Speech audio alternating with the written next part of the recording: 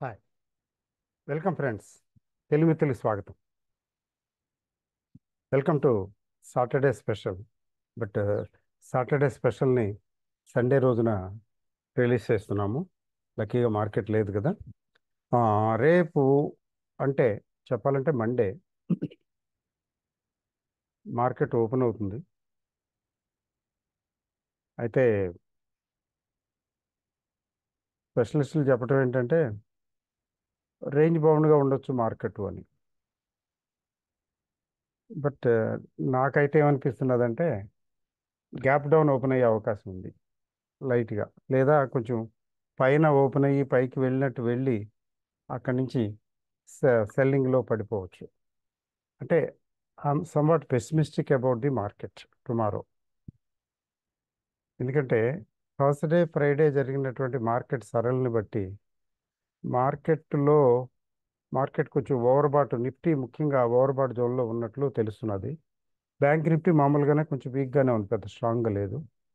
So వీటన్నిటి దృష్ట్యా ఏంటంటే మార్కెట్లో బయింగ్ ఫ్రెష్గా రాకపోవచ్చు. రెస్పాన్సివ్ బయింగ్ రావచ్చు కానీ ఫ్రెష్ బయింగ్ రాదు, ఛాన్సెస్ లేవు. ఎల్లుండి బడ్జెట్. బడ్జెట్ అంటే తెలిసిన విషయమే కదా, చాలా బిగ్ ఈవెంట్. ఎలక్షన్ ఒకటి, ముఖ్యంగా నేషనల్ ఎలక్షన్స్ ఒకటి, బడ్జెట్ ఒకటి, చాలా పెద్ద ఈవెంట్స్. మిగిలినవన్నీ ఉంటాయి కానీ ఇంత ఇంపాక్ట్ క్రియేట్ చేయవు. మరి ఎల్లుండి బడ్జెట్ పెట్టుకుని రేపు బయింగ్కి వచ్చేస్తారా? లేదు, ఎల్లుండి బడ్జెట్ ఎందుకైనా మంచిదిలే అని షార్ట్ సెల్ చేసిన వాళ్ళు షార్ట్ కవరింగ్కి వస్తారా? అది మనం వెయిట్ చేసి చూడవలసిందే. ఆ, అయితే బట్ ఒక థియరీ ఏంటంటే మార్కెట్లు ఆల్రెడీ ఓవర్బాట్ జోన్లో ఉంది. ముఖ్యంగా నిఫ్టీ ఓవర్బాట్ జోన్లో ఉంది. బ్యాంక్ నిఫ్టీ ఎలాగో స్ట్రాంగ్గా లేదు. కాబట్టి మండే మార్కెట్లు కొంచెం తగ్గొచ్చు అని. కొంచెం తగ్గుతాయి, ఎక్కువ తగ్గుతాయి అనేది కాలమే చెప్తుంది. గట్టిగా తగ్గితే మాత్రం దగ్గర 500 పాయింట్లు పైనే తగ్గుతుంది గట్టిగా తగ్గితే. లేకపోతే మామూలుగా నార్మలే అనుకోండి. మనం ప్రిసైజ్గా రేపు మార్కెట్ తగ్గుతుంది, రేపు మార్కెట్ పెరుగుతుంది అన్న అజంప్షన్ తీసుకొని ఎప్పుడు ఆ, వెళ్ళకూడదు. We should not go with an assumption. It appears, at least it seems market is weak. Market is in overbought kind of stone, overbought situation, and it may not pick up. అదొకటి. It may fall further, that is another thing. తర్వాత third thing ఏంటంటే volatility index అయితే ఏమీ పెద్దగా effect అవ్వలేదు, పెరగలేదు. కాబట్టి ఈ ప్రీమియమ్స్ కూడా పెద్దగా ఏం పెరగలేదు. Though this is a big event, ఎందుకనో మరి నాకు తెలియదు. అంటే యాక్చువల్గా ప్రీమియమ్స్ పెరగటానికి ముఖ్యంగా ప్రీమియమ్స్ ఆప్షన్స్లో వచ్చిన నంబర్ ఆఫ్ వచ్చిన కాంట్రాక్ట్స్ని బట్టి, ఇక వాటి ఎక్కడ కాంట్రాక్ట్స్ ఎక్కువగా ఉన్నాయి అనే దాన్ని బట్టి ఉంటుంది విక్స్ తాలూకు ప్రభావం కూడా. రెండోది ఏంటంటే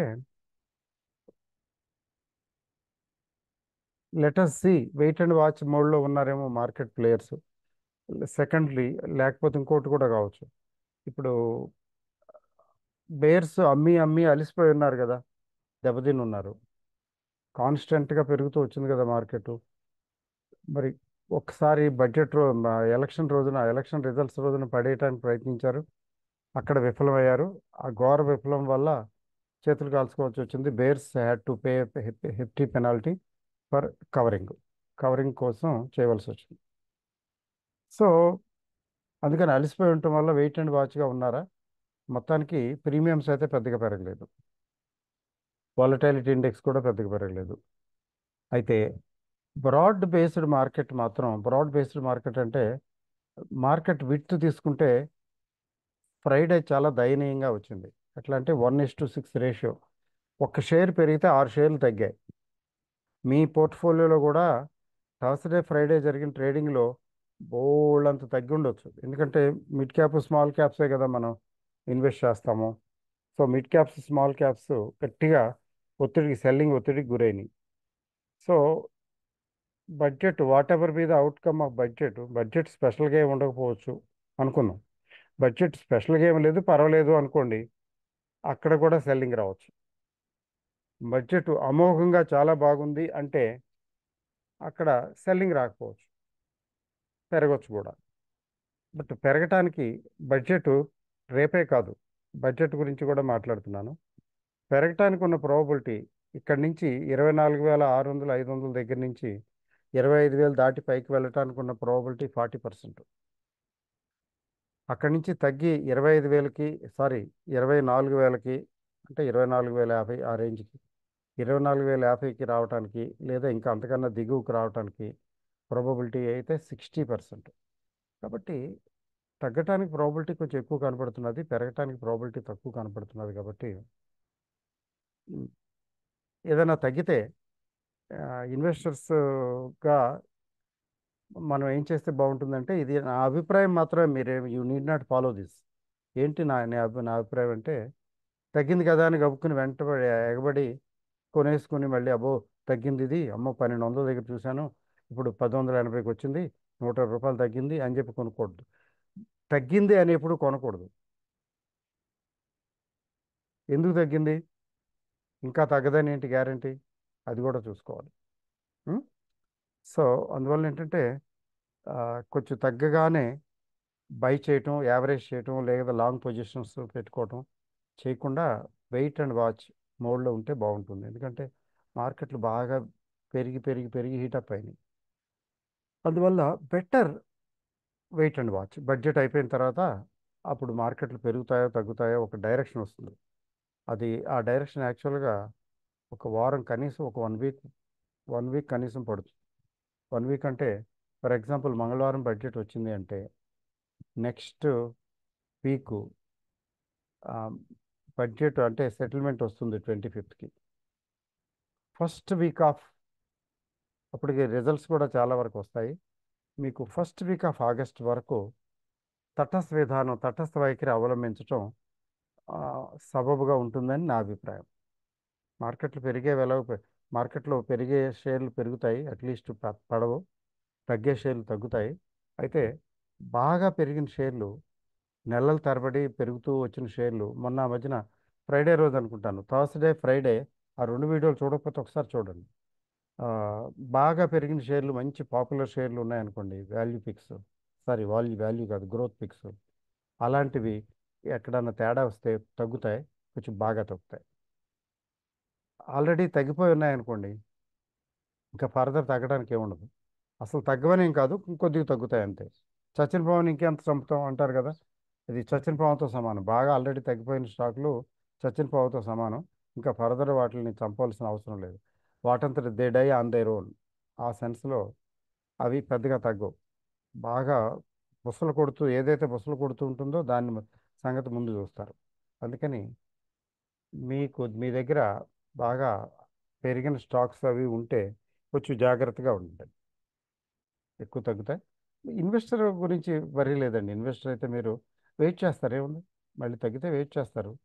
ఫండమెంటల్స్ బాగున్న షేర్లు ఇవాళ కాబట్టి రేపు పైకి వస్తాయి. Nothing to worry, you will pick up then. కొనేసి పడేసేదే కదా. ఆ, నెలల తరబడి మార్కెట్లు పడిపోయి ఉండటం, బేరిష్ జోన్లోకి వెళ్ళటం లాంటి సిచ్యువేషన్స్ అయితే లేవు మార్కెట్లో. కాబట్టి ఇన్వెస్టర్స్ ఓకే. ట్రేడర్స్ సంబంధించి మాత్రం కేర్ఫుల్గా ఎందుకు ఉండాలంటే, ఆ, పడిపోయినా పెరిగినా దాని ఇంపాక్ట్ ఎక్కువగా ఉంటుంది. దాని మానిటరీ టర్మ్స్లో ఇంపాక్ట్ ఎక్కువగా ఉంటుంది. లాస్ వచ్చినా ప్రాఫిట్ వచ్చినా ఎక్కువగా ఉంటుంది. బట్ ఏంటంటే ప్రాఫిట్, కొద్ది ప్రాఫిట్తోనే బయటికి వచ్చేయాలనే టెండెన్సీ ఉంటుంది. లాసులు వచ్చినప్పుడు ఏమో ఇంకా వెయిట్ చేద్దాం, చూద్దాం, లాస్ రికవర్ అవుతుందని వెయిట్ చేస్తుంటారు. That is a dangerous phenomena. కొంచెం జాగ్రత్తగా ఉండాలి. ఉం? సరే, మార్కెట్ ఒకసారి చూద్దాం, చూడండి, మీరు చూడండి మార్కెట్. నిఫ్టీ పొజిషన్ ఎలా ఉంది?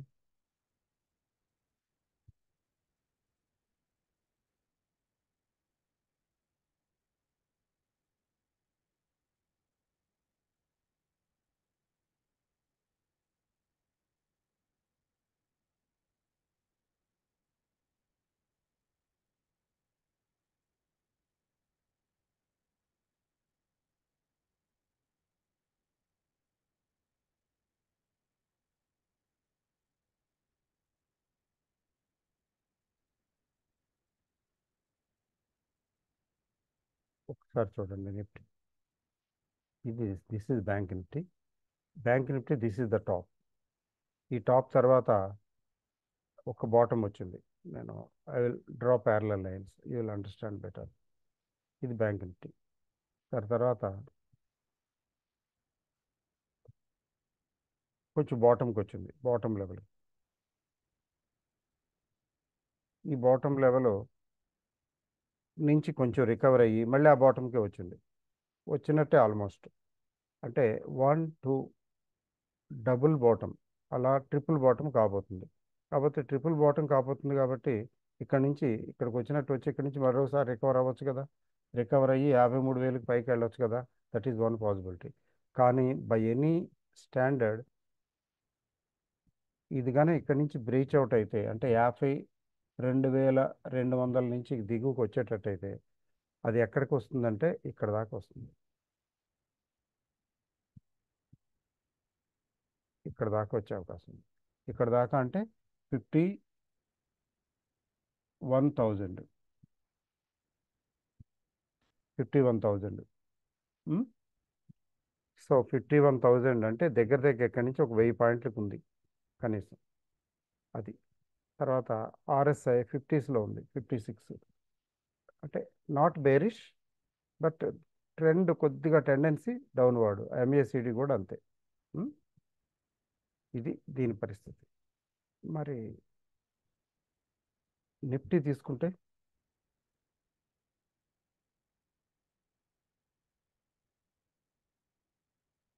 తీసుకుంటే టాప్కి వెళ్ళిన తర్వాత నొక్కింది కొద్దిగా. ఇక్కడ వరకు ఓకే. 24,500 range okay. మరి 24,500 నుంచి ఇంక దిగువకు వస్తే ఇక్కడ 24,300. సో ఇక్కడ దీన్ని డిసైసివ్గా తీసుకుందాం ఫర్ ది టైం బీయింగ్. 24,325 ఒక లెవెల్. 300 వేసుకోండి పోనీ సుమారుగా. అది తగ్గితే మాత్రం నెక్స్ట్ లెవెల్ చాలా సింపుల్ అండి. సపోర్ట్ రెసిస్టెన్స్ లెవెల్స్ తీయటం. అది తగ్గితే మాత్రం 23,500 600 రేంజ్. అంటే ఎక్కడి నుంచి ఎక్కడికి వచ్చేస్తుందో చూడండి. ఇంకో 400-500 పాయింట్లు. అది కూడా తగ్గితే ఇక్కడికి వస్తుంది. ఇది అదైతే 23,300. తగ్గేటట్టయితే మార్కెట్ ఇంత ఇంత రావచ్చు. అంటే రేపు మండే కాదు, జనరల్గా ఇది బడ్జెట్ నచ్చకపోయినా ఏమైనా తేడా వచ్చినా పడిపోతాయి. బట్ ఇక్కడ మనం బేస్ చేసుకోవచ్చు. ఇక్కడ ఫ్రెష్ బయింగ్ చేయొచ్చు. 23,500 రేంజ్లో మన అదృష్టాన్ని పరీక్షించుకోవచ్చు. అక్కడ ఆగుతుందేమో చూద్దాం. ఉం? అది విషయం. కాబట్టి మార్కెట్ తర్వాత ఆర్ఎస్ఐ చూడండి, ఓవర్బాడ్ జోన్ అని ఇండికేట్ చేస్తున్నది. అంటే అబౌవ్ 70 నడిచి నడిచి ఇప్పుడు 65-66కి వచ్చింది. అంటే this is overbought zone, this is below 70. అది దిగుతూ ఉంది. కాబట్టి ఇది కూడా ఎంఏసిడి కూడా కొద్దిగా ఇండికేషన్ ఇస్తున్నది.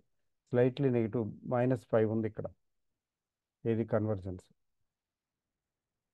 సో ఈ నేపథ్యంలో మార్కెట్లు ఎలా ఉంటాయి అండి అంటే, మరి ఎవరో చెప్తున్నారు కదా రేంజ్ బౌండ్ అని.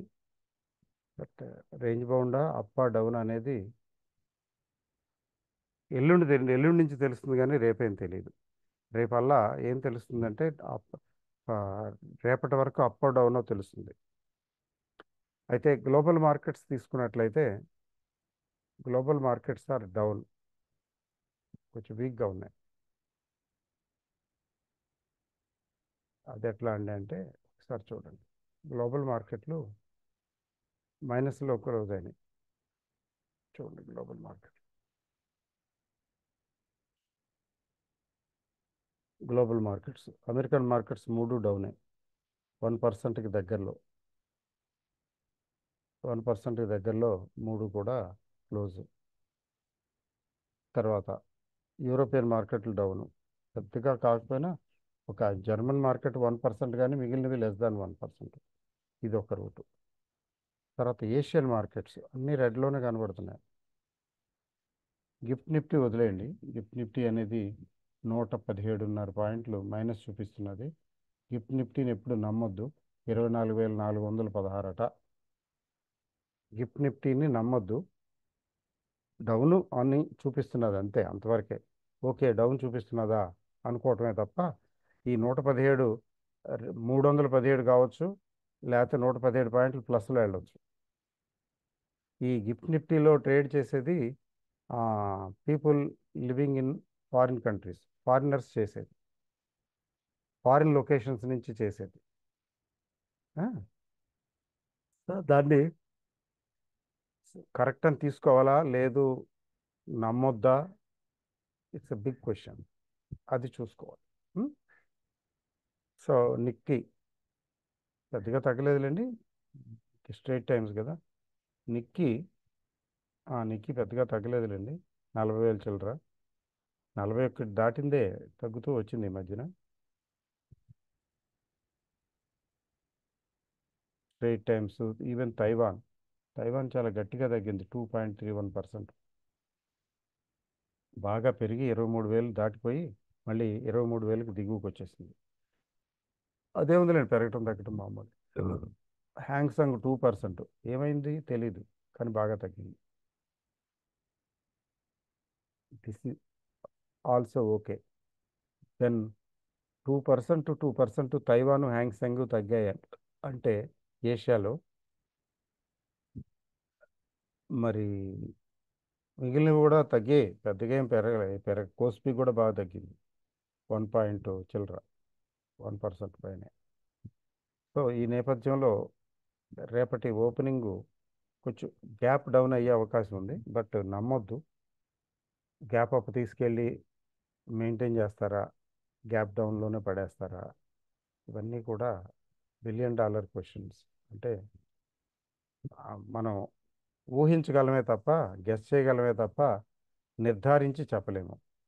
నిర్ధారించి చెప్పలేని దానికి అటెంప్ట్ చేయటం కూడా ఒక రకంగా అనవసరమే. కాకపోతే డిస్కస్ చేయాలి కదా, హ్యూమన్ ఎలిమెంట్ ఎంతో కొంత గెస్ చేసే టెండెన్సీ ఉంటుంది కదా. ఆ గెస్ చేసే టెండెన్సీ దృష్ట్యా మనం ఊరికే ఉండలేక ఇలాంటి పనులు చేస్తుంటాం. ఉం? అదండి విషయం. కాబట్టి అలర్ట్గా ఉండటం మంచిది. ఫ్రెష్ బయింగ్లు ఎందుకు చేయకూడదు, ఫ్రెష్ బయింగ్లు చేయకూడదు. ఎందుకు చేయకూడదంటే ఎనీథింగ్ కెన్ హ్యాపెన్, ఏమవుతుందో తెలియదు కదా, అందుకని. ఉం? అదండి విషయం. సో రేపు ఇన్వెస్టర్లు అయితే ఎల్లుండి కూడా, ట్రేడర్స్ ఓకే, ట్రేడర్స్కి మంచి టైం, యాక్టివ్గా ఉంటారు, ముఖ్యంగా సీనియర్ ట్రేడర్స్. యంగ్ ట్రేడర్స్ అంటే ఆ, కొత్త వాళ్ళు అనుకోండి, ఇప్పుడిప్పుడే 1 or 2 years నుంచి ట్రేడింగ్ చేస్తున్నారు అనుకోండి, డాబిలింగ్ అది. 1 or 2 years నుంచి చేసే వాళ్ళకి పట్టు రాదు. 2 yearsకి ఏమీ నేర్చుకోలేము, పెద్దగా ఏమీ నేర్చుకోలేము ట్రేడింగ్, కొంచెం కష్టమే. ఇది వస్తాయి పోతాయి, వస్తాయి పోతాయి, ఒకసారి పోయేటప్పుడు ఎక్కువ పోతాయి. కాబట్టి ఇట్లాంటి డాబ్లర్స్, ట్రేడర్స్ ఎవరైతే ఉంటారో వాళ్ళు రేపు ఎల్లుండి కాముగా ఉంటే చాలా మంచిది. లేదా రిస్ట్రైన్డ్గా, కంట్రోల్డ్గా, ఏదో కొద్దిగా ఊరుకోలే, ఖాళీగా కూర్చోలేం కదండి అనుకున్న వాళ్ళు ఏదైనా కొద్దిగా చేయటమే. ఎట్టి పరిస్థితుల్లో స్పీడ్గా వెళ్ళొద్దు. వరదపోటు ఉంది, నీళ్ళలో దిక్కండి అని చెప్తారు కదా, అట్లాగే వరదపోటు ఉంది. మరి ఇన్వెస్టర్స్ అయితే రేపు సోమవారం, ఎల్లుండు బడ్జెట్ రోజు ప్రశాంతంగా కూర్చుంటే మంచిది, వాచ్ చేయటం మంచిది, తగ్గుతున్నా పెరుగుతున్నా. ఎందుకంటే మన షేర్లు తగ్గుతాయి. లాస్ట్ 2 days థర్స్డే ఫ్రైడే చాలా బాగా తగ్గాయి, ఊచకోత. ఓకే, మామూలు ఇవన్నీ అలవాటు పడిపోవాలి. అలవాటు పడిపోతే ఏం కాదు, అలవాటు పడకపోతే we try to take it to the heart. అమ్మో ఇలా ఎందుకు జరిగింది అని ప్రొటెస్ట్ చేయటం మొదలు పెడతాం. ఆ ప్రొటెస్ట్ చేయటం మొదలుపెట్టినప్పుడు there will be a big damage, more damage than usual. So conclusion ఏంటంటే మార్కెట్లు తగ్గటానికి ప్రాబిలిటీ ఎక్కువ ఉంది, పెరగటానికి ప్రాబిలిటీ తక్కువ ఉంది కాబట్టి ఫ్రెష్ బయింగ్ చేయక్కర్లేదు, వెయిట్ చేయొచ్చు. ట్రేడర్స్ పరిస్థితులకు అనుగుణంగా ట్రేడింగ్ చేసుకోవాలి, అంతే, అంతకని ఇంకేం లేదు. ఓకే అండి, all the best. Have a happy weekend. Weekend అయిపోయింది దాదాపు. Happy week ahead. Bye, thank you.